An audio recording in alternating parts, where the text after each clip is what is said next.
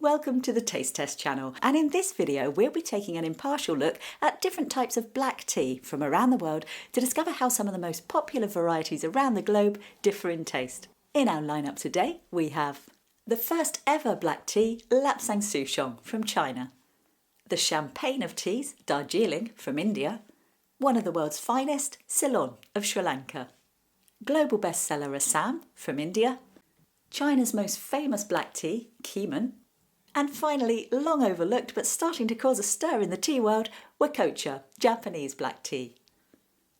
As always, just for fun, we'll be awarding our Taste Test channel Best in Class award to the winner, and if you're new to the channel, why not hit subscribe and ring the bell so you don't miss any of our regular taste tests.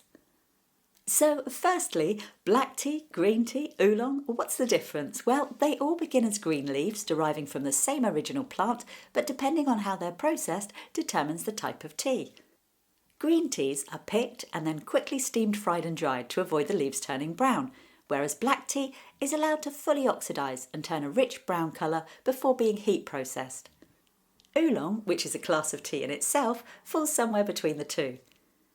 Today, black tea accounts for the majority of tea we enjoy, but for thousands of years only green and oolong were consumed. It's a relative newcomer, discovered by accident around 1600, but more on that later.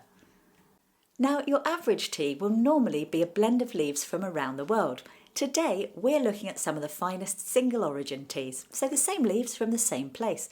And it's these teas that often feature in some of the world's most popular blends, English breakfast, Earl Grey, afternoon tea and so on, whether in tea bags or loose leaf like we have here.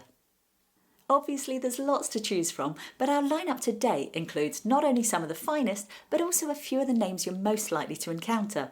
So there's a lot to be said for understanding their general flavours, because it can also help you determine which blends you're likely to prefer and why. Lastly, I should mention that even the flavour of one type of tea, a Ceylon for instance, will still vary greatly depending on growing conditions, climate, harvesting, leaf grade and processing. Our test today, however, aims to give you a useful, simple insight of the general characteristics you can expect from each. Moving on to price, there's quite a bit of variation, and you can see the price I paid per 100 grams of tea is shown below, although the cost may differ depending on where you're based and who you buy it from. As you can see, Japanese Wakoucha was by far the most expensive, and Lapsang and Keemun, both from China, were the cheapest. Nutritional-wise, there's no fat, sugar, salt or energy to worry about in tea, of course, but as far as caffeine goes, the average serving of black tea contains about 47 milligrams, about half as much as a cup of coffee, but this can also vary depending on the leaves, brewing times and even water temperature. But how will all of these vary in taste? Well, as I always say, that's why we're here. So we'll start our test quite rightly with the very first black tea, Lapsang Souchong from China. By the way, the camera's not out of focus, it's just fuzzy printing. Legends vary, but the story goes that sometime around the mid-1600s, an approaching army in the Wuyai mountains of Fujian caused locals to flee and tea production to be delayed. The leaves were left out much longer than usual and allowed to go brown. Later, in an attempt to save them, they were quickly dried over a wood fire. The result was a tea that not only had a distinctive appealing smokiness, but critically lasted much longer in storage. Hence, Lapsang Souchong, the original black tea, was born, which would make its way around the globe and trigger the phenomenal history of black tea. By the way, you can buy Lapsang made with teas from other regions, but this one is sourced from the original Fujian province and smoked over pine wood. Tarry is said to be one of the finest Lapsangs, and this particular box is from the Tea Makers of London. And what we're going to do is open all the packs first so we can compare the tea leaves visually side by side, and then we'll move on to the tasting. So I'll look forward to trying it after we've opened the others. Next, from India, Darjeeling, which is often called the champagne of teas. Supply is limited and it's grown at some of the highest elevations of tea plants in the world, up to 6,500 feet. The name Darjeeling is protected and can only be used for tea grown and processed in select areas at the foothills of the eastern Himalayas. The leaves are only harvested between March and November in 4 separate flushes, and like many fine teas, by plucking just the bud and top 2 leaves of each plant. Each flush has an impact on flavour and price tag, the earlier, often but not always, being the more expensive and more delicate in flavour. The pack we have here is first flush and sourced from True Tea of Harrogate. Next, Ceylon Tea, which is the brand name for tea produced in Sri Lanka, also regarded around the globe as one of the finest available. Tea has been a key part of Sri Lankan culture for over 150 years, since the British took tea plants there from China. For our test today, we've chosen one of the best, Ceylon Orange Pekoe. Now, Orange Pekoe, or OP, is nothing to do with flavour or even the type of tea. It is in fact a grade, high quality unbroken leaves, and you'll see it on lots of teas. Although, just to confuse things, the term is used generically for black tea in North America. Basically, the less broken the leaves, the more oils and aroma are said to be retained, whereas the fannings or dust that often make up tea bags impart flavour quicker but can be more bitter with higher tannins. This pack is sourced from Whittards of Chelsea. Next, one of the world's best-selling teas, Assam, from India. The name comes from the region the tea grows in, which, unlike the highlands of Darjeeling, is mostly at sea level. The British established tea plantations there in the early 1800s, and the rich clay soils, heat and high rainfall quickly made it one of the largest producers in the world. It's also one of the main components you'll find in breakfast teas. Assam is generally harvested twice, in 2 flushes, and in this instance it's often the second flush that's considered superior, and has gold tips appearing on the leaves, like this pack from Whittards of Chelsea. TGFOP1, by the way, means tippy golden flowery orange pekoe, large unbroken leaves with buds and golden tips. Next, said to be one of the best and most famous black teas from China, Keemun. Although in China, black tea is actually called red tea due to the reddish-brown colour of the brew. If you refer to just tea in China, you'll almost certainly be talking green, because it's the majority of what the Chinese drink. Keemun takes its name from Keemun County, where it originates, between the Yellow Mountains and the Yangtze River. First produced in 1875, it quickly became one of the most well-known teas to be exported from China. The leaves are withered and oxidised particularly slowly, which produces a distinctive flavour. It's also a common component of Russian caravan tea, together with Lapsang. This pack, again, is from True Tea of Harrogate. Finally, a rare tea that's growing in popularity and very possibly set to become the new in thing, Wakoucha, from Japan. Wakoucha is simply the name for Japanese black tea, and actually, just like China, they call it red tea. It's not new, it's been around since the late 1800s, but with green tea dominating production, for various reasons it's never been that successful. That's led to the small-scale black tea producers that survive today often being quite artisan and regarded as a specialist field. And in just the last few years, global interest in Wakoucha has grown considerably, and it's said to have a particularly delicate flavour. This pack is from Imperial Teas of Lankan, with hand-picked Benefuki tea leaves which have been slowly oxidised for 3 months. So looking at them all now side by side, we can see that Darjeeling is standing out as quite a lot greener in comparison with the rest, and Wakoucha is the very darkest. You can also just see the golden tips in the Assam. But with all that in mind, I think I'm about ready for a cup of tea. Now, for this video, I've bought an infuser teapot so we can see the tea brew. They're not expensive, and I guess they make loose leaf a bit more mess-free and simple. You can pop them in the dishwasher too, which is a bonus. So you just drop the infuser in the pot, add the leaves, and add boiled water.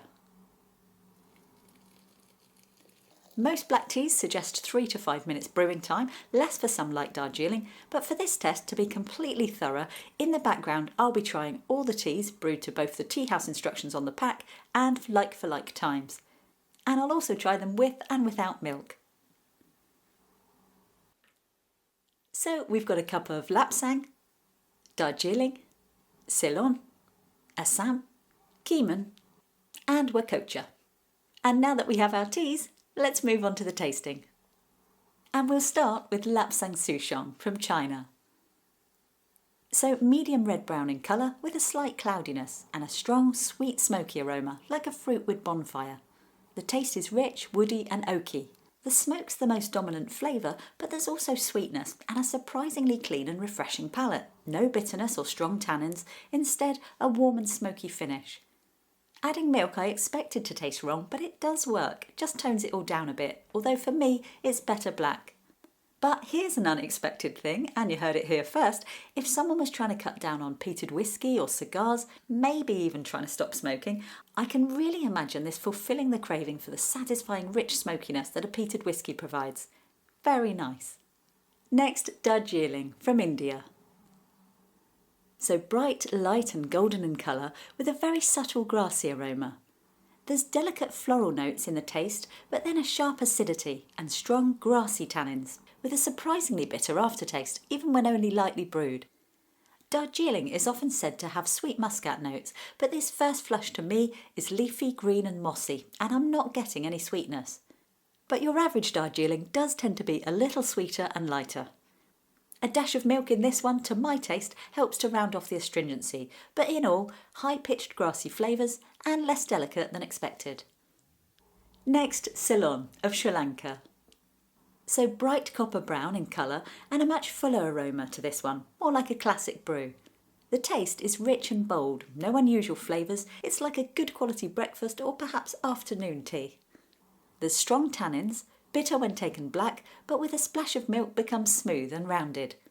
Either way, a slightly dry finish, but a satisfying, crisp and full-bodied cuppa. Next, Assam of India.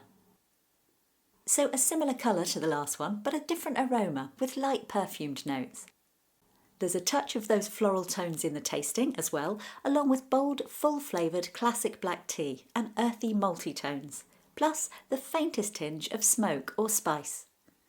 The tannins are even stronger than Ceylon, with bitter tones when taken black, but it doesn't feel quite as full-bodied or rounded with the addition of milk, although it's much more so than Darjeeling. In all, a full, rich brew, but not quite as smooth as Ceylon. Next, Keemun from China. So a slight cloudiness in appearance and a very distinctive aroma I'll try and place once I've tasted it. So firstly, it's a very gentle and palatable tea, much less bitter tannins than many of the others, with a soft and refreshing cleanness which I really like. And definitely best black, milk doesn't seem to go in this one.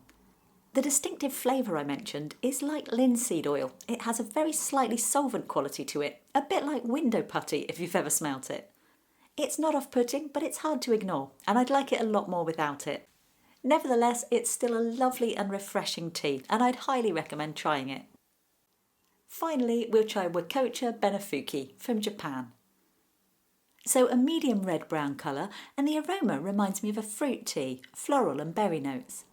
In the tasting, it's floral rather than fruit, with hints of blossom.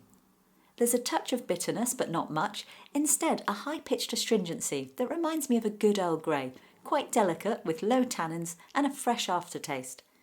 In summary, really nice tea, gentle and civilised, very palatable black, but it also works with a splash of milk. So that covers how they all differ in taste, and now, just for fun, we award our Taste Test Channel winners and Best in Class award.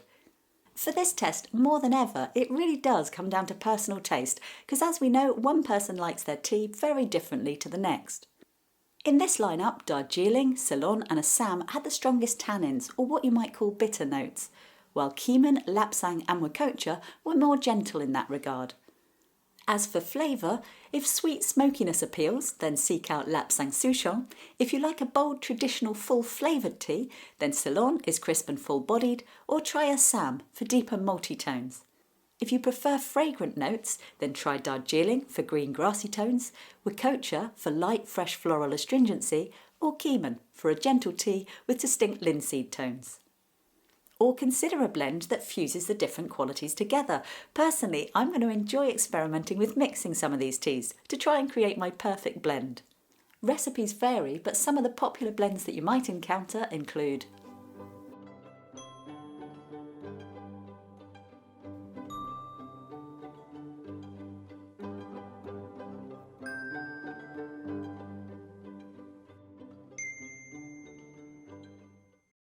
But our Taste Test Channel top 3 winners this week are as follows.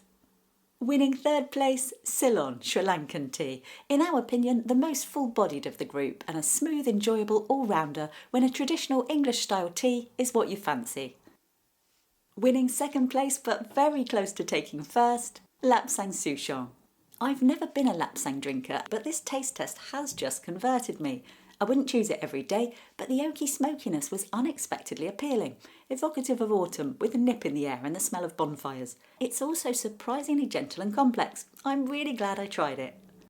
But in first place this week in the popular black teas from around the world, the Taste Test Channel Best in Class award goes to Wakoucha from Japan.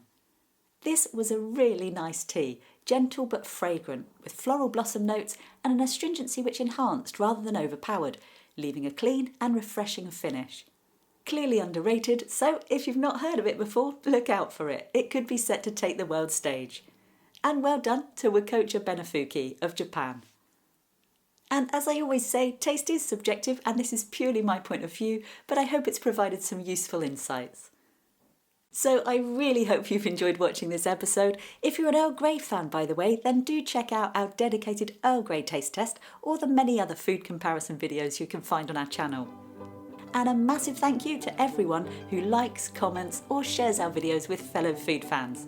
If you haven't already, don't forget to subscribe and ring the bell so you don't miss any of our taste test videos. Meanwhile, thanks for watching, don't stay away for oolong and see you next time.